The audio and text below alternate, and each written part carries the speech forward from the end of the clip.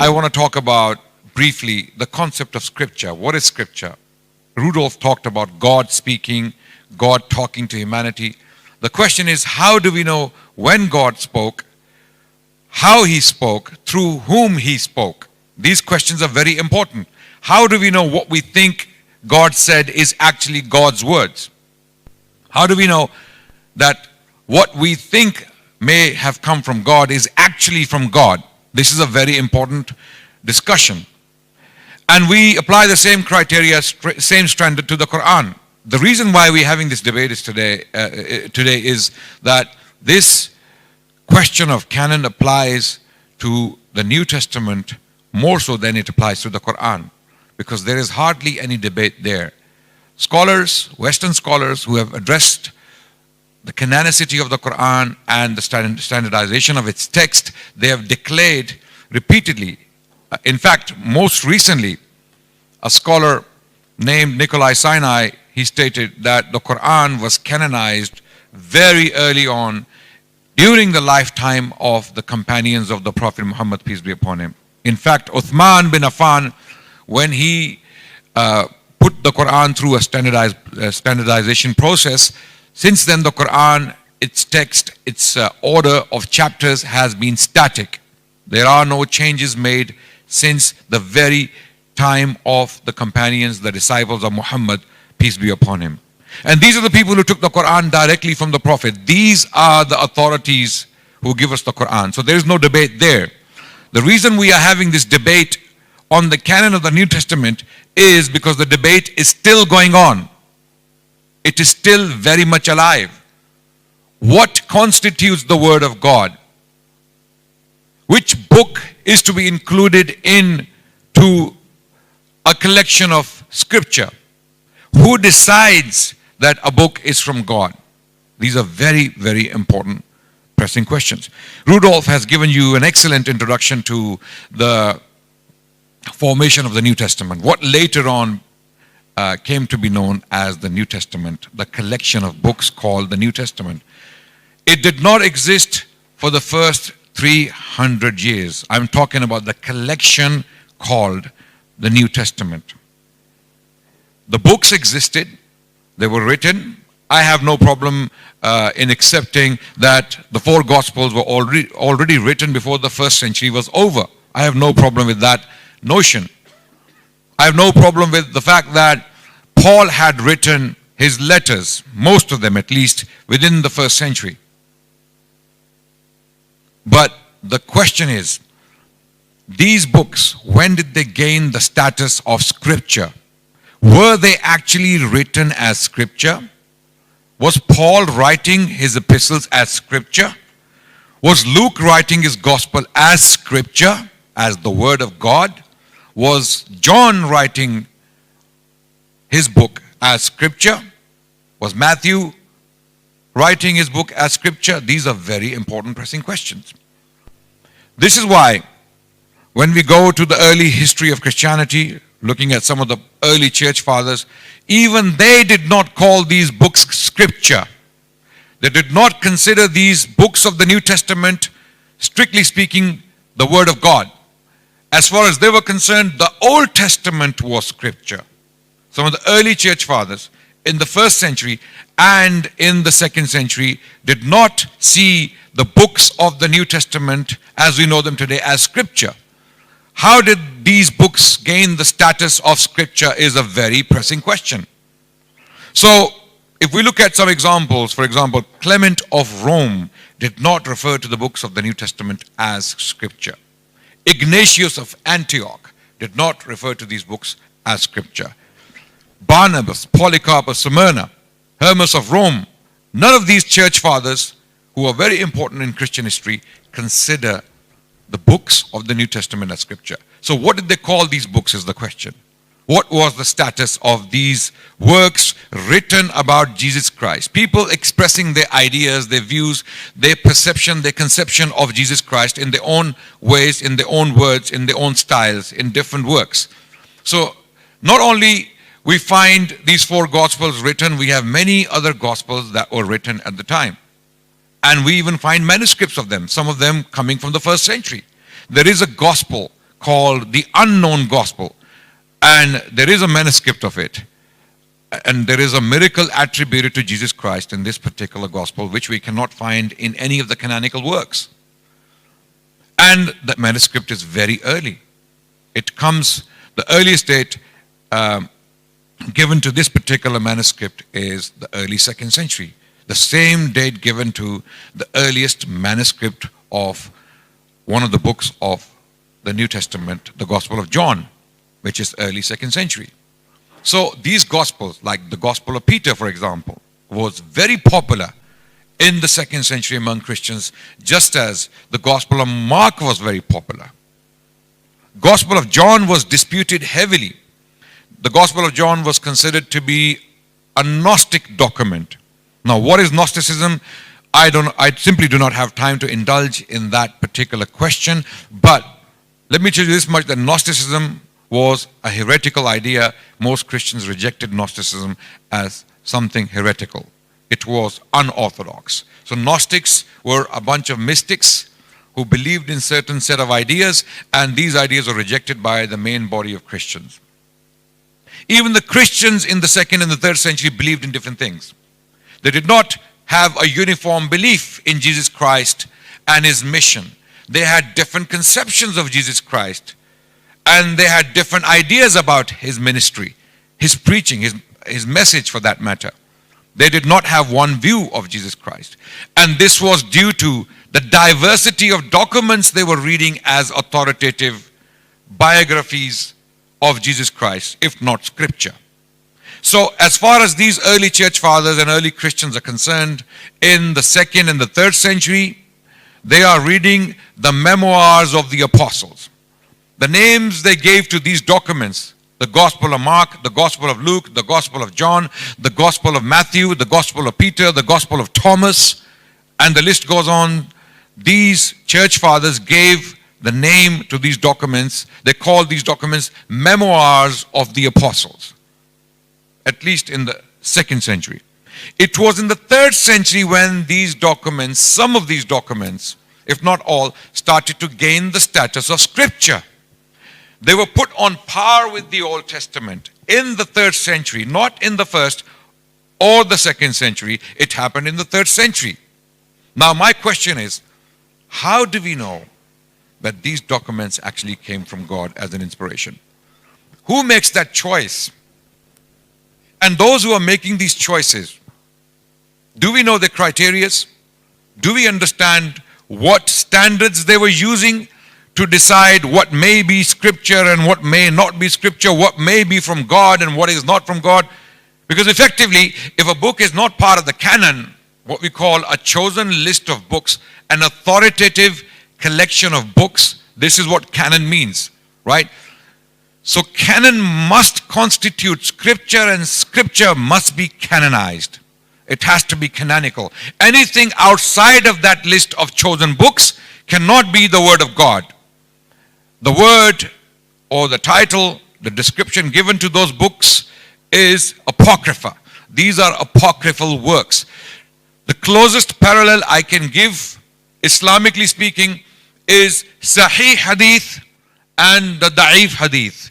The authentic narration of the Prophet ﷺ and an inauthentic narration of the Prophet ﷺ. So an inauthentic narration of the Prophet ﷺ is dubious. It cannot be attributed to the Prophet with certainty, with confidence, because it has problems. The report has problems with it, right? So this is a similar standard applied by Christians in those centuries, in the 2nd and 3rd century. So that's why many church fathers had different books in their lists. So when you go to the 3rd and the 2nd and 3rd century of Christianity, you see a lot of these church fathers, they have different lists of canonical books. If they considered them the word of God, scripture, they had different books in their lists. For example, Irenaeus, he omits from his list 2nd and 3rd John, the book of James, the book of Jude, 2nd Peter, and the book of Acts. On top of that, his list contained an apocryphal work which he considered to be authoritative, which was the book of Hermas. Then Clement of Alexandria, a very important figure in the history of the church.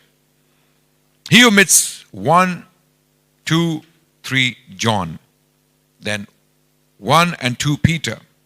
He omits Revelation and the book of James. On top of that, he contains, or his list contains, Barnabas and Apocalypse of Peter as canonical, as an authoritative book. Origen, a very important figure in the 3rd century who died in 254 CE, a very, very important figure. In fact, Origen was the teacher of a man called Pamphilus, and Pamphilus was the teacher of the church historian Eusebius, who is extremely important in the history of 4th century Christianity. Origen had omitted James, Jude, and Acts from his list of authoritative books. So Eusebius, a very important figure, already mentioned, omits James, Jude, 2 Peter, and 2 and 3 John from his list. So why am I telling you this? Why am I telling this? That even the church fathers in the first 3 centuries, in particular the 2nd, 3rd, and 4th century, their lists were not uniform. They were not unanimous on the Word of God. What is the Word of God? What may be regarded as the Word of God? We're not discussing the text of the New Testament here. We're not even discussing the authorship of these books, because even that is a huge problem. Who wrote the Gospels? Who wrote the Gospels? No one knows to this day. You may be thinking, what about Matthew, Mark, Luke, and John? What about these names? No Christian scholar on the planet, conservative or liberal, will claim with absolute certainty, with evidence, that these documents were definitely written by these individuals, whoever they may be. Attribution to these documents with these names was made in the early 2nd century by a man called Papias of Hierapolis. That's the first time when names were given to these documents according to recorded history. And even Papias is being quoted by a 4th century authority called Eusebius, already mentioned, almost 250 years apart. This is absolutely crazy. That there is a break of 250 years between the first witness to the names given to these Gospels and the person who documents them for the rest of Christianity. So even these 4 documents were seen as anonymous documents. To this day, Christian scholars are not unanimous as to who wrote the Gospel of John. Who wrote the Gospel of John? There are 3 candidates. According to the New Jerome's biblical commentary, there are 3 candidates. Number 1 is John of Ephesus. Number 2, John the son of Zebedee. Or number 3, John the presbyter. To this day, no one knows who wrote the Gospel of John. So this is another question. We're not addressing that question today. We're dealing with the canonicity of these Gospels. How did they come to be seen as the Word of God or as Scripture? Who chose? What was the criteria? We have a scholar called Bruce Metzcar, who was a Christian, believing Christian. He tells us what criteria was used by the church, if there was something called the church. Okay, even that concept of the church in the first 3 centuries is problematic. Which church? Which group? Which scholar? Because there was no unanimity on beliefs, on ideas, on the extent of devotion of Christians towards Jesus Christ. There was no unanimity. There was no uniformity. Christians were all divided on beliefs, as I stated earlier, due to the amount of different documents they were reading as authoritative views on Jesus Christ. Many different Christians were reading many different books, and this is why there is an author called Bart Ehrman who has already debated people like James White and other Christian scholars. He authored a book titled Lost Christianities. Lost Christianities, because there were many Christianities, there were many different churches. So when Christian apologists today claim that the church chose the canon, the church brought the canon forth, they don't know what they're talking about, because which church is the question? Who? How? Where? Which person? Which church father? What criteria? None of these issues have been satisfactorily addressed by Christian scholars to date. But what we do have is a worked out standard that may have been used by early church fathers to reach this idea of the canon. So Bruce Metzcar states in his book, The Canon of the New Testament, published in 1987, on page 251, he states, a basic prerequisite for canonicity was conformity to what was called the rule of faith. That is, the congruity of a given document with the basic Christian tradition recognized as normative by the church. As I said earlier, that even the concept of church is highly problematic in the first 3 centuries.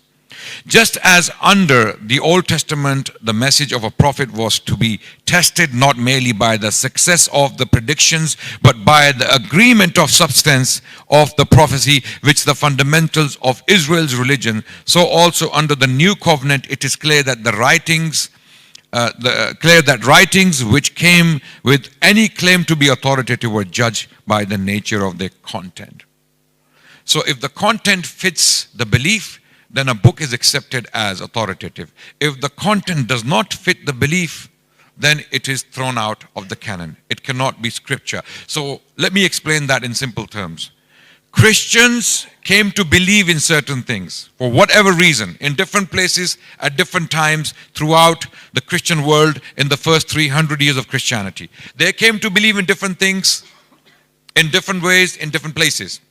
Now they started to use those preconceived or presumed beliefs to judge the word of God, not the other way around. So the beliefs were not according to the word of God. The word of God has to be according to the beliefs. This is what Bruce Metzcar is telling you. So this is how the church got the canon, the collection of authoritative books we know today. So this is very clearly stated by Christian scholars. So to summarize very quickly, there are many problems with this question. We cannot possibly address all of them fully, comprehensively, in one sitting. Each and every single point I mentioned needs a separate debate. And Christian scholars are debating this to this day. There is one book I strongly recommend on this very point. It is titled The Canon Debate. The Canon Debate. And one of the editors is a scholar mentioned by Rudolph, Lee Martin MacDonald. Check that book out and you will be blown away. Thank you so much for listening.